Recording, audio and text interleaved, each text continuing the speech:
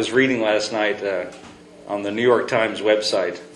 I saw the headline of one of their stories, and it was, I don't know why the New York Times feels like it's their business to comment on what the churches should be talking about, but they sometimes do. And I saw a headline that said, churches have suspended their regular messages about Christmas and I guess about church things to talk about the economic crisis. That's what they said.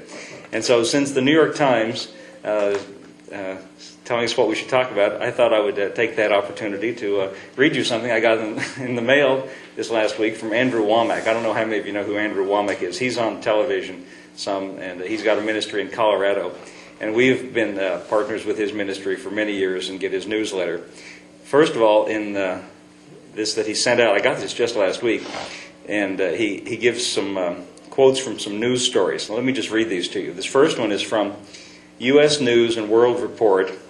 The headline says, "Recession starts taking toll. Will it lead to another crash?" And then the quote from the story says, "Worries are building about today's sagging economy, that it may be on the brink of collapse." Here's another story from Newsweek.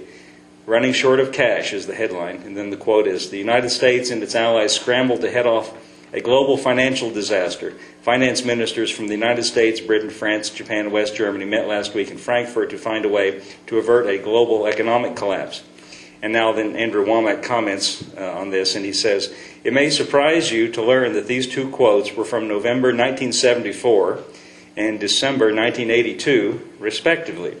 They were made by the fearmongers of the 70s and 80s who were then predicting financial collapse. Of course, it did not come to pass then, and this current financial situation is also not the beginning of the end." I thought that was kind of interesting. Those news stories sound like something that they might say today. But he pointed out it was from 1974 and from 1982. He goes on to say, "I write all this to you today to say the sky is not falling. Chicken Little is out again, predicting the worst." You all know the story of Chicken Little. Chicken Little said the sky is falling. And I'm amazed how many people buy into this. I expect this from unbelievers, but many Christians are just as worried as those who don't have the promises of the Lord. And that's a key thought. I thought that was good. So he gives us a promise of the Lord that we can focus our attention on. And it comes from John chapter 14, verse 1. "Let not your heart be troubled. You believe in God, believe also in me." Well, that's a good thought, isn't it?